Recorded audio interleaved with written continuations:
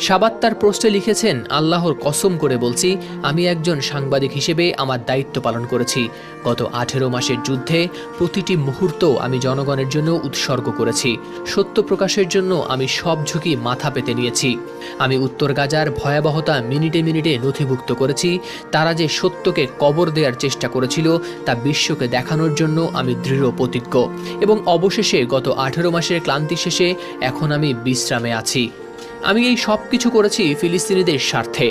আমি বিশ্বাস করি এই ভূমি আমাদের এবং এটিকে রক্ষা করতে এবং এর সেবা করতে মৃত্যুবরণ করা আমার জীবনের সর্বোচ্চ সম্মান।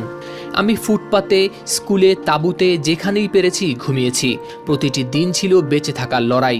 আমি মাসের পর মাস ধরে ক্ষুধা সহ্য করেছি, তবু আমি কখনো আমার দেশের জনগণের পক্ষ ত্যাগ করিনি। আমি এখনও তোমাদের কাছে অনুরোধ করছি, গাজা নিয়ে কথা বলা বন্ধ করো।